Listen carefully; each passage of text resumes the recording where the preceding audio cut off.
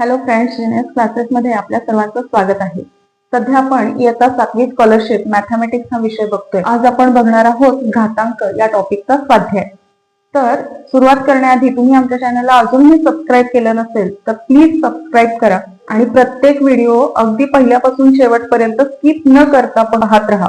आपण या व्हिडिओमध्ये प्रत्येक टॉपिक इन डिटेल अभ्यासतोय आणि त्याच्यावरचे एक्झाम्पल सुद्धा व्यवस्थित सोडवून घेतोय. तर नक्की बघत चला आणि आवडत असल्यास लाईक आणि शेअर करत राहा. फ्रेंड्स, घातांकांचे नियम तुम्हाला त्याच्याबद्दल काही शंका असेल तर मागच्या व्हिडिओमध्ये आपण घातांकांचे सगळे रूल्स बघितलेले आहेत. तर त्याची लिंक मी डिस्क्रिप्शन बॉक्समध्ये दिलेली आहे व्हिडिओची. तुम्ही चेक करा आणि ते नियम आधी समजून घ्या आणि मग स्वाध्याय सोडवा. तर बघा, पहिला प्रश्न आहे की 3^2m-2 इज इक्वल टू 6561. तर m ची किंमत काढा. म्हणजे 3 चा 2n वजा 2वा घात चा आन्सर काय येणार आहे, ची व्हॅल्यू काय आहे, 6561. तर m ची किंमत काढा असा प्रश्न आहे. तर आता m बरोबर काय, खाली पर्याय तुम्हाला 4 दिलेले आहेत. तर आपल्याकडे एक रूल आहे, a⁻m is equal to a⁻n असं असेल तर आपण m is equal to n दाखवू शकतो. म्हणजे जर बेस इक्वल असतील तर आपण इंडायसेसची इक्वॅलिटी दाखवू शकतो. याचा अर्थ इथं 3 बेस आहे डावीकडे, तर उजवीकडे सुद्धा आपल्याला बेस 3 आणला पाहिजे. तर आपण काय करूया, त्यासाठी 6561 चे फॅक्टर्स पाडूया आणि 6561 चे फॅक्टर्स पाडूया. तर फॅक्टर पाडण्यासाठी आपण बघतो या संख्येला किती भाग जातोय. तर 6 आणि 5 11, 11 आणि 6 17 आणि 18. तर ही संख्या 3 न डिव्हिजिबल आहे, म्हणून आपण काय करूया, 3 न भाग घालवायला सुरुवात करूया. तर भाग घालवताना आपण काय करणार, 3 दुणे 6, परत आहे 5, 3 एक्के 3, बाकी उरली 2, 3 चा भाग लागला, बाकी उरली 2 आणि पुन्हा 3 सत्ते 21. अजून आपण काय करू शकतो, 3 न भाग घालवू शकतो. बघा, 3 सत्ते 21, पुन्हा आहे 8, 3 दुणे 6, बाकी उरली 2, 3 9 27. परत आपण 3 न भाग घालवू शकतो, 3 दुणे 6, बाकी उरली 1, 3 चौक 12, 3 त्रिक 9.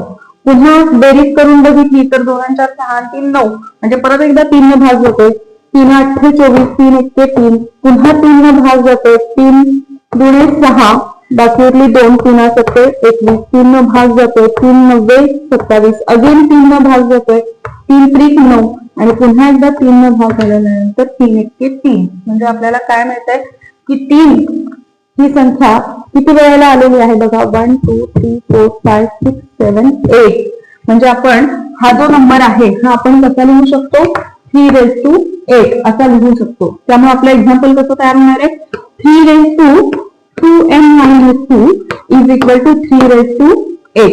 याचा अर्थ काय झाला की 2m-2 इज इक्वल टू 8. कारण हा आणि हा बेस समान आहे. आपण वरती रूल बघितल्याप्रमाणे बेस इक्वल आहे तर आपण इंडायसेस सुद्धा इक्वल दाखवू शकतो. त्यामुळे 2m-2 ची व्हॅल्यू झालेली आहे 8. तर काय करूयात, आपण 2 ला पलीकडे पाठवूयात. 2m इज इक्वल टू 8 -2 आहे तो पलीकडे +2 होणार आहे. याचाच अर्थ 2m इज इक्वल टू 10. म्हणजेच काय, 2m इज इक्वल टू 10 असं आहे आपल्याकडे. आता 2 आणि m मध्ये इथं मल्टिप्लिकेशन आहे तर आपण पलीकडे 2 ला पाठवताना काय होणार, 10/2. आपल्याला माहिती आहे की इक्वल टू साईडच्या एका बाजूला जी क्रिया असते त्या नंबरला आपण पलीकडे पाठवताना आपण काय करतो, त्याच्या अपोजिट क्रिया करून पाठवतो. म्हणजे इथं मल्टिप्लाय 2 आहे तर आपल्याला काय करावं लागेल, डिव्हायडेड बाय 2 करावं लागेल. त्यामुळे m इज इक्वल टू 2 1 जा 2, 2 5 जा 10. त्यामुळे m इज इक्वल टू 5. त्यामुळे पर्याय नंबर 4 हे आपलं उत्तर असणार आहे. तर काय करायचंय, बेस इक्वल आणून इंडायसेस इक्वॅलिटी दाखवायची आहे. तर आपण पहिल्यांदा या नंबरचे फॅक्टर्स काढले. त्यामुळे आपल्याला काय मिळालं की 3^something किती वेळेला 3 येणार आहे, तर आपण बघितलं की 8 टाइम्स आहे. त्यामुळे 3^8 असं आपल्याला मिळालेलं आहे इंडेक्स आणि आपण दोन्ही इंडायसेसची इक्वॅलिटी दाखवलेली आहे. तर नेक्स्ट एक्झाम्पल आहे 81 इज इक्वल टू 27^x. तर x ची व्हॅल्यू काय आहे असा प्रश्न आहे. तर इथेही आपण काय करूया, बेस इक्वल आणता येतात का बघूया. तर 27 आणि 81 हे दोघंही 3 च्या पटीतले नंबर्स आहेत. तर आपण काय करूया, 81 इज इक्वल टू काय असतं, 27 × 3. पण 27 म्हणजे कोण आहे, 3^2 3 आहे इंटू 3 आणि हा 3 म्हणजे 3^1. तर इथे आपल्याला काय दिसतंय a⁻n इंटू a⁻n म्हणजे काय होणार इंडक्सची ऍडिशन म्हणजे 81 हा आपण 3^4 असं लिहू शकतो.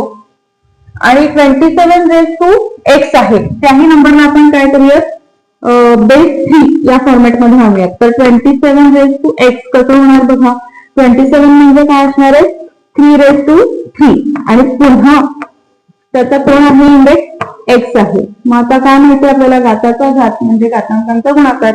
तर काय होणार 3^3x असं होणार. म्हणजे आपल्याला जे दोन नंबर दिलेत 81 आणि 27^x हे दोन्ही नंबर आपण कसे लिहू शकतो 3^4 इज इक्वल टू 3^3x.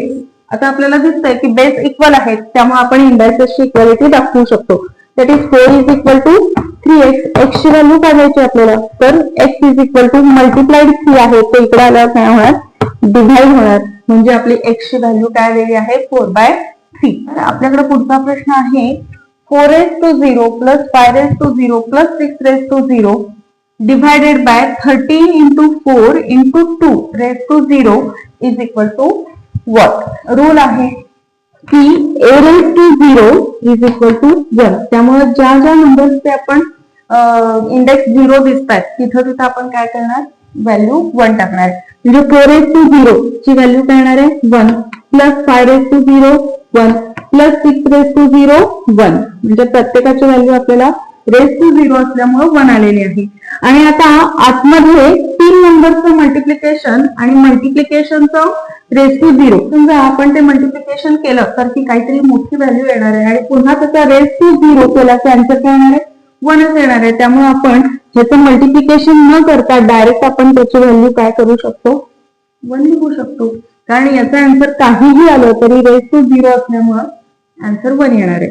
तर आपल्याला काय मिळालं 1 + 1 + 1 म्हणजे न्यूमरेटरला आलेला आहे 3 डिनॉमिनेटरला 1 त्यामुळे आपला आन्सर आलेला आहे पर्याय क्रमांक 3. तर नेक्स्ट क्वेश्चन आहे 4^12 into 4^4 divided by 4^17. तर आपल्याला दोन पर्याय निवडायचे आहेत. बघा 4^12 into 4^4 म्हणजे काय करणार आहे आपण आपल्याकडे रूल आहे की काय a⁻m into a⁻n is equal to a⁻m plus n या नियमानुसार आपण 4^12 into 4^4 बेस इक्वल असल्यामुळे इंडायसेसची ऍडिशन करणार. त्यामुळे 4^12 into 4^4 चा आन्सर येणार आहे 4^12 plus 4 म्हणजे 4^16 आणि पुन्हा त्याला काय आहे डिव्हायडेड बाय 4^17 म्हणजे काय होणार आता पुन्हा आपल्याकडे रूल आहे a⁻m divided by a⁻n is equal to a⁻m minus n that is 4^16 minus 17. 17 मधून 16 सबट्रॅक्ट करायचंय. आन्सर आलेला आहे 1 आणि मोठ्या नंबरचं साइन त्यामुळे 4^-1 त्यामुळे पहिला पर्याय तर आपल्याला मिळालेला आहे पण आपल्याला दोन पर्याय निवडायचे. आपण बघितलंय की a⁻m is equal to 1/a⁻m म्हणजे एखादा निगेटिव्ह इंडेक्स असेल तर आपण काय करू शकतो तो इंडेक्स डिनॉमिनेटरला लिहून म्हणजे इंडेक्स सहित तो नंबर डिनॉमिनेटरला लिहून काय करू शकतो इंडेक्स पॉझिटिव्ह करू शकतो.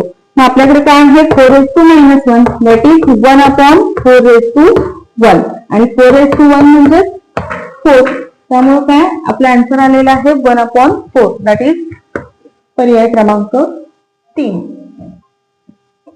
तर √16 ची व्हॅल्यू आपल्याला शोधायची आहे. तर आपण काय करूयात तर आपल्याला माहिती आहे की √16 इज इक्वल टू 4 म्हणजे काय रूटचा अर्थ काय होतो की या साइनच्या आतला नंबर जो आहे तो कोणाचा तरी स्क्वेअर आहे. तर मग आपल्याला माहिती आहे की 16 हा 4 चा स्क्वेअर आहे त्यामुळे √16 चा आन्सर काय येणार आहे 4. √16 इज इक्वल टू 4. मग आपण काय करू शकतो √16 काढून त्याच्या बदल्यात 4 लिहू शकतो म्हणजे 4^2/3 हे आन्सर आपल्याकडं आहे. पण 4^2/3 हा पर्याय आपल्याकडे नाही आहे तर आपण काय करणार 4 ची 4 करणार. 4 म्हणजे काय आहे 2 चा स्क्वेअर आहे. आपण 4 च्या बदल्यात काय लिहू शकतो 2 स्क्वेअर असं लिहू शकतो आणि पुन्हा त्याचा जो इंडेक्स आहे तो ऍज इट इज आपल्याला लिहावा लागेल. तर आपल्याला माहिती आहे a raised to n bracket raised to n is equal to a raised to n into n.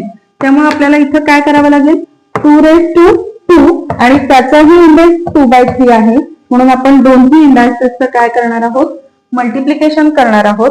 त्यामुळे आपल्याला काय मिळालेलं आहे 2 raised to 2 into 2/3. तर याला डिनॉमिनेटर नाहीये त्यामुळे इंडायसेस मध्ये आपण मल्टिप्लिकेशन करायचंय.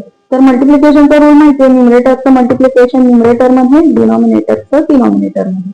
त्यामुळे आपल्याकडं आन्सर आलेला आहे 2 raised to 4/3. तर 2 raised to 4/3 आपल्याकडे आहे पर्याय नंबर 3. आपलं आन्सर पर्यायाप्रमाणे आणण्यासाठी आपण बेस मध्ये चेंजेस करून बघायचे. बेस मध्ये चेंजेस करून आपल्याला हवा तसा पर्याय आपण मिळवू शकतो. तर बघा नेक्स्ट क्वेश्चन आपल्याकडे काय आहे 5 raised to 2 raised to 4 raised to 2 divided by 5 raised to 2 raised to 2 raised to 2 is equal to 5 raised to x plus 1. तर x is equal to what? तर इथं आपल्याला काय दिसतात इंडेक्सचे इंडेक्स दिसतात आणि पुन्हा एकदा त्यांचा इंडेक्स दिसतात. 3 वेळेला इंडेक्स आलेले आहेत. तर आपण काय करूयात आपल्याकडे जो रूल आहे तो वापरूयात. a raised to m bracket raised to n is equal to a raised to m into n. त्यामुळं वरती न्यूमरेटर मध्ये आपण काय लिहू शकतो 5 raised to 2 into 4 into 2 that is 5 raised to 2 4 जा 8 and 8 2 जा 16. त्यामुळं न्यूमरेटर मध्ये आलेला आहे 5 raised to 16 आणि डिनॉमिनेटर मध्ये काय येणार आहे बघा 5 raised to 2 into 2 into 2 that is 2 into 2 4 4 into 2 8 that is 5 raised to 8. त्यामुळे आपलं एक्झाम्पल कसं तयार झालेलं आहे 5 raised to 16 divided by 5 raised to 8. तर आपल्याकडे पुन्हा एक रूल आहे a raised to m divided by a raised to n is equal to a raised to m minus n.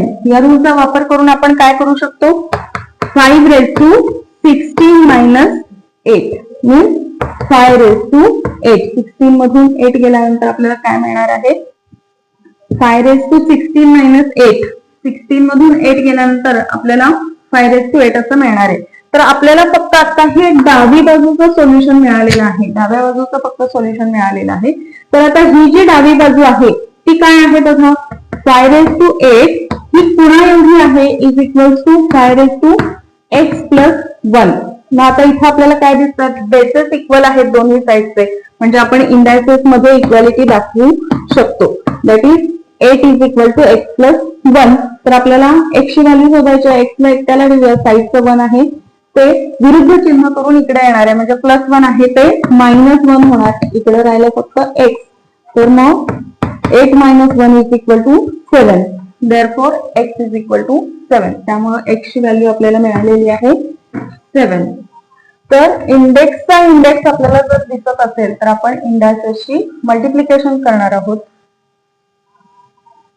आणि जर बेस इक्वल असतील तर आपण इंडायसेसची इक्वॅलिटी दाखवणार आहोत. तर आता आपण 10च्या घातांक रूपातले काही एक्झाम्पल्स बघूया. बघा क्वेश्चन आहे 0.0042 into 10 raised to -3 is equal to what? तर आपल्याला याची व्हॅल्यू शोधायची. आपण काय करूया तर 10 raised to -3 म्हणजे काय असतं 10 raised to -3 म्हणजे 1/1000 असणार आहे. आपण बघितलंय मागच्या व्हिडिओमध्ये की काय की 10चा जेवढा घातांक असतो तेवढे आपण 1 वरती 0 देणार आहोत. तर आता इथं निगेटिव्ह इंडेक्स होता म्हणून आपण तो नंबर डिनॉमिनेटर मध्ये लिहिलेला आहे. त्यामुळे आपलं एक्झाम्पल कसं तयार झालं बघा 0.0042 into 1/1000. तर आपण थोडक्यात या नंबरला काय केलेलं आहे 1000 ला डिव्हाइड केलेला आहे आणि डिव्हिजन मध्ये आपल्याला माहितीये की 1 वरती जेवढे 0 असतील तेवढा पॉइंट आपण काय करणार आहोत डावीकडे सरकवणार आहोत. म्हणजे काय होणार बघा तर 1 वरती 3 झिरोज आहेत त्यामुळे आपला हा जो पॉइंट इथं आहे तो आपण 3 झिरो डाव्या बाजूला सरकवणार आहोत. म्हणजे हा जो पॉइंट इथं आहे तो इथं इथं आणि इथं या ठिकाणी येणार आहे. म्हणजे आपला नंबर कसा तयार होणार 0.000004 हे आन्सर आपल्याला मिळणार आहे. तर हे करण्यासाठी एवढं सगळं लक्षात ठेवण्यापेक्षा एक रूल लक्षात ठेवा की एखाद्या संख्येच्या मल्टिप्लिकेशन मध्ये 10 raised to निगेटिव्ह इंडेक्स असेल जर 10चा निगेटिव्ह इंडेक्स असेल, 10चा निगेटिव्ह इंडेक्स असेल तर पॉइंट आपण डावीकडे सरकवणार आहोत. डावीकडे सरकवणार आहोत. म्हणजे जर निगेटिव्ह इंडेक्स न जर मल्टिप्लाय केला असेल तर आपण काय करणार, हा जो पॉइंट आहे तो डावीकडे सरकवणार. किती खरं डावीकडे सरकवायचं आहे, तर जेवढा इंडेक्स आहे तेवढे. आता आणखी एक्झाम्पल बघा, तर 0.000000027 into 10⁻x is equal to 2.7. तर x ची व्हॅल्यू काय आहे असा प्रश्न आहे. म्हणजे आपल्याला काय करायचंय, हा जो नंबर आहे तो 2.7 असा जर लिहायचा असेल तर 10⁻⁷ समथिंग आपल्याला काय करावं लागेल, याला मल्टिप्लाय करावं लागेल. म्हणजे 7 झिरोज आहेत आणि आपल्याला काय करायचंय, पॉइंट इथपर्यंत आणायचं आहे. 2.7 पाहिजे. म्हणजे हे 7 झिरोज आणि हा 8वा 2 म्हणजे आपल्याला पॉइंट 8 घरं पुढे न्यायचं आहे. तर आपल्याला माहितीये की डावीकडे यायचं असेल तर निगेटिव्ह इंडेक्स असतो आणि उजवीकडे पॉइंट सरकतो, याचा अर्थ इंडेक्स पॉझिटिव्ह असणार आहे. आणि 8 घरं पॉइंट उजवीकडे सरकलेला आहे, याचा अर्थ 10⁻8 असणार आहे. मग काय मिळालेलं आहे की x ची व्हॅल्यू 8 मिळालेली आहे. पर्याय क्रमांक 2. तर फ्रेंड्स, लाईट गेलेली असल्यामुळे आपल्याला क्लिअर दिसणार नाहीये, त्यामुळे आपण सध्या एवढेच एक्झाम्पल्स बघूया. तर हा व्हिडिओ कसा वाटला ते कमेंटमध्ये नक्की सांगा. सगळ्या टाईपची घातांकाची एक्झाम्पल्स आपण याच्यामध्ये कव्हर केलेली आहे. आणि जर तुमच्याकडे यातूनही काही शंका असतील तर तुम्ही काय करा, कमेंटमध्ये त्या शंका विचारा, आपण त्याचं सोल्युशन शोधूया.